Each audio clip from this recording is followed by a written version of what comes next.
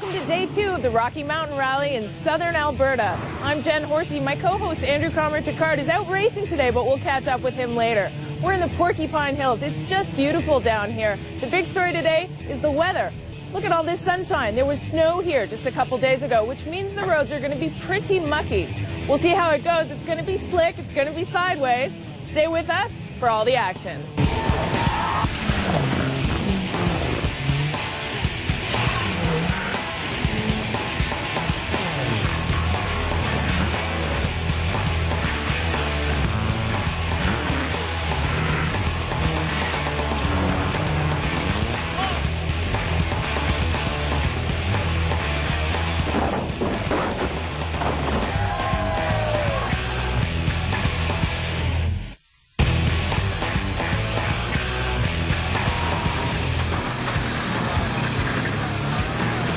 Day 1 of the Rocky Mountain Rally took place along the rocky ridges of the Kananaskis area outside Calgary. The roads in this area are gravel and mud, and despite Day 1 traditionally causing a few wrecks, everybody managed to keep it on the road. Our own ACP led early on, but Antoine Lestage and Sylvain Eriksson managed to claw their way ahead.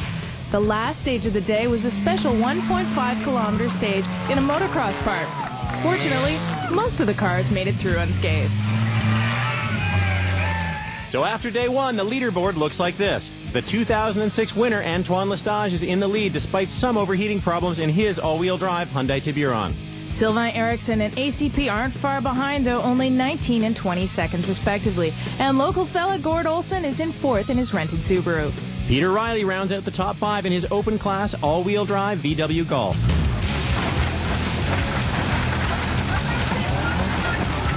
Day 2 of the rally shifts to the Porcupine Hills south of Calgary. The terrain here features rolling foothills, great ridge runs, and tons of hairpins. These are really exciting roads for rallying.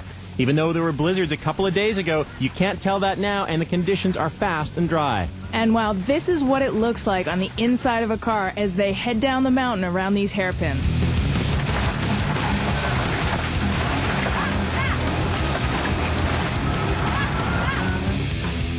Antoine Lestage at the beginning of day 2. They're just lining up and about to take the start. Antoine, what's your strategy for today? I tried to keep the lead. I think we fixed the overeating problem. Sylvain, what's the plan for today? Keep it on the podium? Yeah, today we're going to work hard. It's going to be a tough day. Short night, tough day. All right, Andrew should be buckling in about now. He's just about ready to go out. He's 3rd place right now. Andrew, what's the strategy for today? I think it's going to be a day of careful but swift driving, and I'm glad to be 3rd on the road, just a little bit behind Antoine and Sylvain, because that'll allow me to see how they're doing. The stages today all have some good weight to them. They're all in the 10 to 20 kilometer range, so teams get a chance to develop some good rhythm on these roads. And if you're in the hunt, you're going to go hard on every single stage. Early on day 2, Antoine Lestage is trying to build his lead, and he takes stage 7.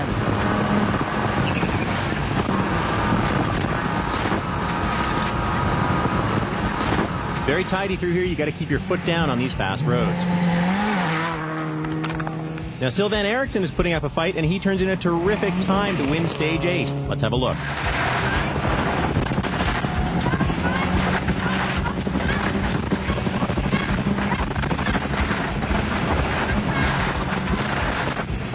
Now, Sylvain Eriksson manages to make up 6 seconds on Antoine Lestage, but on stage 9, he hits a couple of chicane elements, and he gets tagged with a 30-second penalty, so it's back to 3rd place for him. Very tricky, these chicanes.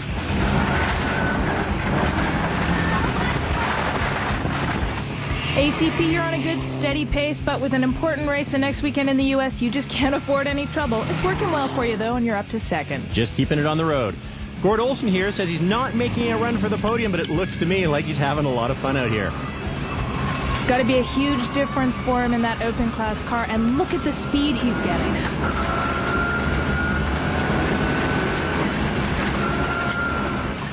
Heading into service, Antoine has more than a minute lead over 2nd place Andrew Comrie-Picard, and all is not well with the top cars.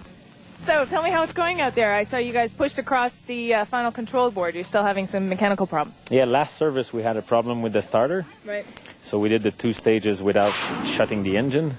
And but we had 2 very good stages, and we opened up the lead, so I'm very happy with that. And now we'll change the starter, so it should be okay.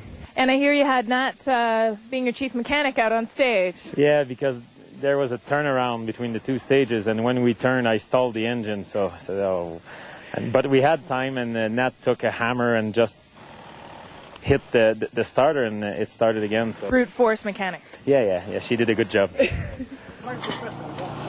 All right, Sylvain, this looks like serious stuff going on under here. What's the problem? At the middle of the last stage, we start to get a big slipment on the tranny. At the beginning, I thought it was the clutch. Maybe something inside the tranny right now on the front center diff, on the front diff. I'm not able to put the power on the ground at all. We're gonna try to fix, at least to keep the third place. That kind of changes our strategy in a funny way. I had dialed out the boost from the engine, saving the engine. We're at high altitude here. This event has a history of blowing motors because if you try to build the same boost, you spin the turbo a lot faster, heat up the intake charge, blows motor. And I've blown motors here. But now that we're in second and Sylvain has some trouble, we'll probably put the hammer down a little more just to go. If we've been going at 80%, maybe now we'll go at 85 or 90%. But Sylvain's dropped back some 45 seconds with that chicane, plus he was down beneath you. Is he even going to be close to catching you? Sylvain Eriksson has reserves of insanity. So if he decides he's going to go for it, nothing, not me, not chicanes of elements, not rocks or boulders is going to stop him. Driver Profile brought to you by Subaru. Think, feel, drive. There's never a dull moment when Sylvain Eriksson and his daughter Chloe Eriksson are in the heat of the battle. Sylvain is a veteran driver who honed his early experience as an ice racer, and it shows, especially at his home rally, Perce Neige in Maniwaki, Quebec. But his skill and commitment level on any surface is unparalleled. He began his career in the late 1980s with a 4-cylinder Turbo Capri before moving on to an Eagle Talon, his first 4-wheel drive car. It was in those early years that he honed his particular style. I think many Quebec spectators still remember that car. At that day, my point was to try to fly the farther as possible and slide the car longer as possible before the corner and after the corner. That was I was trying to do every corner. He then graduated to a top-spec Mitsubishi Lancer Evolution 4, always popular with the fans. And last season, he began competing regularly with his daughter in the co-driver's seat. He says it's Chloe's enthusiasm that's kept him in the game. Chloe, many years ago, always tell me, Papa, I would like to doing rally with you. I said, you serious? Yes, I'm serious. I won't do rally. He says, okay, we're going to see. And if you remember, some years ago, I was stopping rallying because time, money, and no sponsor. And said, okay, we're gonna see if we like that together, first thing, and if she's good. And 3 years ago, she's doing Baie des Chaleurs, and that's a big contract for a co-driver. And she's doing well. We fight for the second place most of the day. And at the end, we finished third. And she's good, and she enjoyed. Everything is there. When I was younger, I was doing ice race. That's really fun. Go-kart, shifter go-kart like Formula 125. I'm doing a little bit about road racing and Formula 4. But the rally is the more exciting. It's you go on the road, you don't really know the road, and you have to fight with the time. If you give a bit on that corner and the other guy doesn't give a bit, he's going to be faster than you. Every corner has to be at the maximum. You're not able to let go a little bit. I'm the kind of guy who always has to be at the maximum, at the limit of the car, limit of the road. It's really rare you're going to see me be gentle, take care. It's not in my vocabulary at all. It's flat out. The car is built for that, has to be at the end of the rally. And my head is better broke than finish third, fourth, or anything like that because you're not enough fast. It has to be at the maximum. Now in a Subaru, he and his daughter are finding their feet in the championship. Watch for this family team at the top of the standings. Stuart Ho from the Subaru Parts Truck. So tell me a little bit about the Parts Truck program. What are you here to do? To help guys like these, if anybody runs into problems and they don't have any parts or they need some assistance with something that they're not familiar with. That's what I'm here for. Yeah, maybe we have something on the truck that they need that they didn't bring, or sometimes you use up all your spares and you need more. So that's why we're here. And what does Subaru mean to Rally? Obviously, it's had a huge impact on the sport in Canada. I guess if you go back quite a few years, a long time ago, there was mostly two-wheel drive cars. And then when the four-wheel drive cars started coming in, they started dominating. Subaru coming up, being an all-wheel drive in all their cars, I guess was a choice car to use. And when they brought the WRX to North America with the extra power, I think that was just the car to have. I mean, you look around, whether they're coming for the part support or they're coming just because the cars are just flat out good, who knows? So I'm here in front of Ian Carrera's pit. He's come in with no brakes, and that's not going to allow him to finish the race.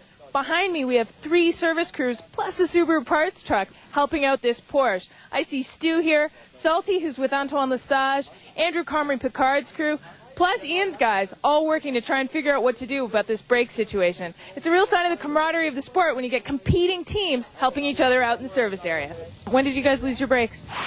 We noticed in the transit between the two stage, so we knew ahead, so we kind of slowed down.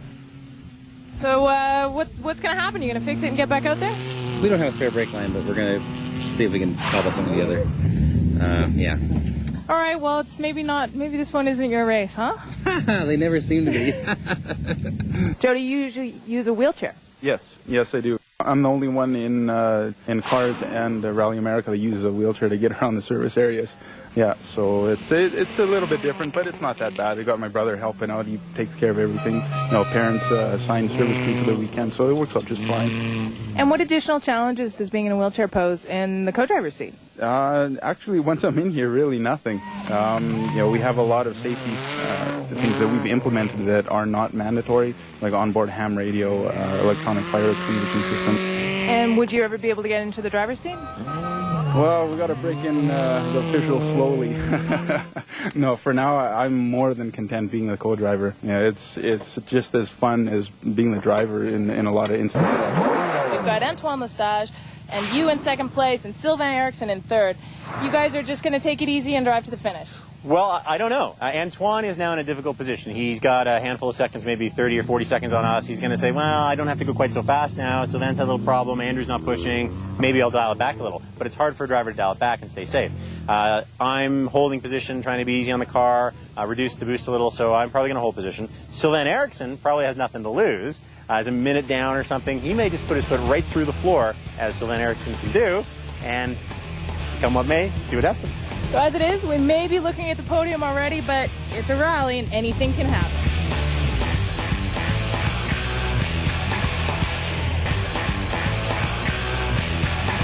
We're at the second service of day 2 of the Rocky Mountain Rally, and here's what the leaderboard looks like. Antoine Lestage and Natalie Richard have led for most of the race in that open-class Hyundai Tiburon, and they're still over a minute ahead of Andrew Comrie Picard and your stand-in co-driver, Brian Maxwell. Yeah, a minute's a big gap in rally. Now the strategies come into play. Sylvain Eriksson took that 30-second penalty at a chicane on stage 9, and he's now in third. And Gord Olsen's foray into the open class driving has been a success so far. He's getting more and more used to that car. He's not going to push for the win, but he's putting on a great show. And Peter Riley and Ray Felice round out the top 5 in that open class all-wheel drive golf. We're almost ready to start stage 11, but Sylvain Eriksson is having some real trouble with his car. Sylvain, sorry to intrude. What's going on here? Finish. DNF again. No. Tranny problem. How bad? Do you know what it is? I think it's a front diff. Destroy something inside the front diff. Does that mean you can't drive at all, or you just have bad drive? No.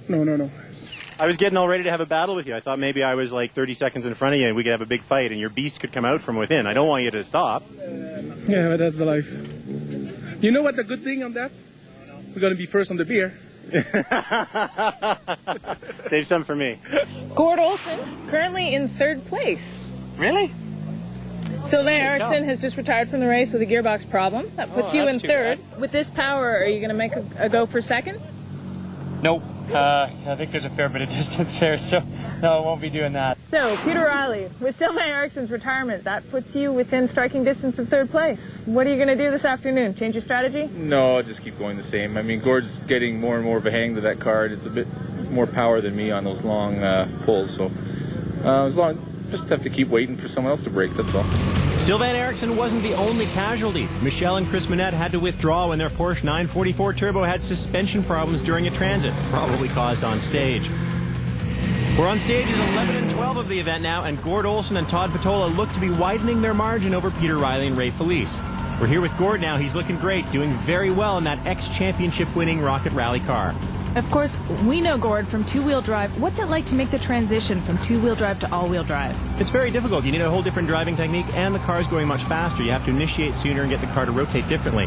Gord's up to the challenge, but it's a challenge.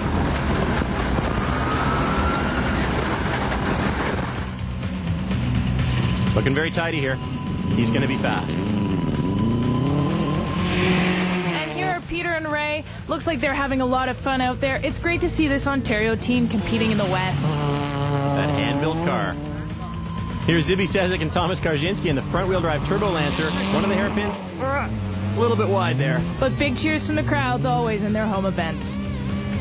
Kinks for 70. And Andrew, here we are riding along with you. Are you having any luck catching up with Antoine?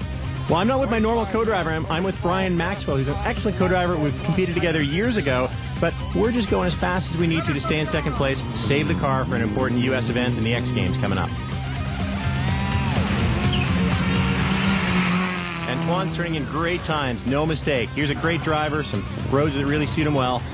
Always a great competitor, Antoine Lestage. Gives you an idea of how narrow some of the roads are in Rocky Mountain. And look, over to the right there, that's a cliff. Don't go off.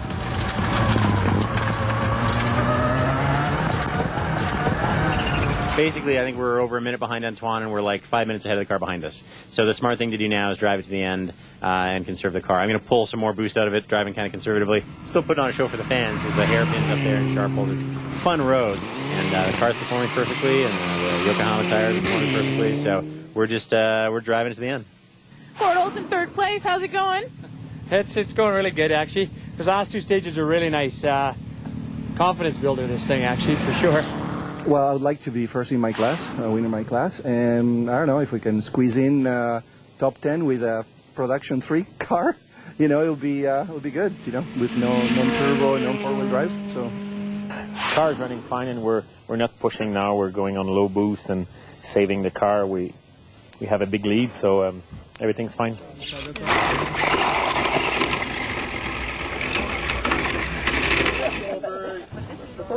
Oh, finally a car that Stu can't fix.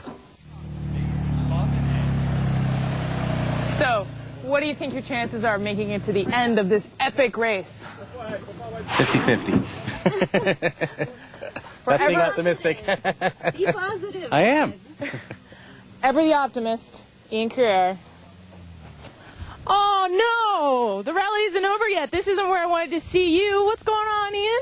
Well, it's press on regardless till we burst into flames. You burst into flames? Yeah, well, we weren't aware. We were blissfully unaware of it until we were pulling up, and a passerby decided to chase us down and said, hey, you're on fire. We got the fire undone and said, okay, that's it. We're done. Calgary got us again.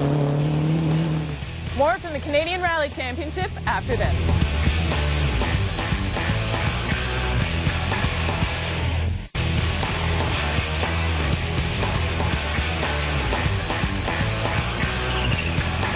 Welcome back to the Canadian Rally Championship. We're on the final stage, and let's ride along with Antoine Lestage and Natalie Richard as they cross the finish.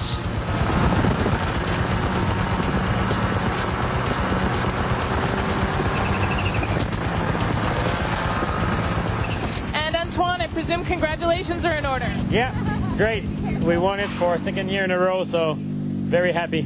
And that looks like a second place for our very own ACP. How'd it go out there? Awesome, yeah. The roads are terrific. The weather was fantastic, unusually. And, we were just driving smart. I think Antoine was too, putting in the times and bringing it home. And this keeps us in first place in the championship, which is sort of the goal. So, 100%. And I think that may be your first podium. Yeah, for sure. Yeah, so sounds good. Feels good, too. You got the Ultra Class bug now? Oh, probably. I've always had a little bit of it. The rally organizers have tabulated the times, and the results are in. A lot of great family teams had success this weekend. Jim and Rebecca Stevens took home the P1 class. It's good to see them at the finish after they wrecked their Suzuki Swift at this event last year. George Daskalis and his son Chris won the Production 3 class in their Toyota Celica. And Nicola and Phil Narini in their 1992 Subaru Legacy took home the P4 win. In Group 2, Aaron Newman and Graham Coates just edged out the hard-charging Colin Armstrong and Ryan Warrington to take the class win. And Group 5 was won by Zibby Sezik and Thomas Karzinski in that Mitsubishi Lancer Turbo. And it's official, Antoine Lestage wins the overall rally in his Hyundai Tiburon, co-driven by Nat Richard. And the final standings look like this. Antoine Lestage overcame overheating problems to take the win. ACP and Brian Maxwell came in second. Gord Olson and Todd Patola got used to that WRX and took third in front of the Calgary faithful. Peter Riley and Ray Felice held on to fourth, and Zibby Sezik and Thomas Karzinski took fifth in their Group 5 Mitsubishi Lancer. Here are the overall standings in the Canadian Rally Championship after 2 events. Andrew Comrie Picard still holds an edge over Antoine Lestage with 39 points compared to Antoine's 36. Matt Arroyo's 17 points from Persnage are good enough for third. Gord Olson is in fourth with 14 points from the Rocky Mountain Rally, and Sylvain Eriksson is always in the hunt. He's in fifth with 13 points. The standings in the Castrol Cup look similar. Andrew Comrie Picard is still leading Antoine by 3 points. Matt Arroyo's 17 points from round 1 keep him in third. Gord Olson's performance this weekend puts him in fourth, and Sylvain Eriksson can't be happy with fifth place, but there are still 4 rallies left in the series. Awesome weekend. The best in my entire rally. Coming back up the hill, it just doesn't got it, so. That guy, huh? Do you watch Seinfeld? Oh, yeah. I've said that more than once or twice. That Newman. Mr. Newman, how'd you do? We finished. We made it. I think we got Group 2, and I think we're on the regional podium, and we had a respectable national place finish, so we're really happy about that. And to the Rocky Mountain Rally, Antoine Lestage, you win. How did it feel? Very good. Yep, second year in a row. Clean run, no mistakes. We did some very good stage on the long stage yesterday and today. So yeah, I'm very happy. Now, you beat me on this rally, but I beat you. Get in here, Gord. Okay. Good run from you, though. Driving a car you're not used to. All-wheel drive, turbocharged Subaru, you're used to your Volkswagen Golf. How did it feel? Oh, it felt great. It's a fine car, as everyone knows, right? So that was a privilege to step into something like that, and then to gradually get better every stage really was a plus. That's what we came here to do, and that felt great. The third place is a bonus, actually. So I feel really good about that. So that's it for round 2 of the Canadian Rally Championship, the Rocky Mountain Rally. In third place, we have Gord Olson and Todd Patola. In second place, our own ACP and co-driver Brian Maxwell. And in first place, Antoine Lestage and co-driver Nat Richard. Join us next time as we go all the way across the country for the Rally Bay de Chaleur. Travel considerations provided by Travel Alberta. Visit them at www.travelalberta.com for all your vacation needs while in Alberta.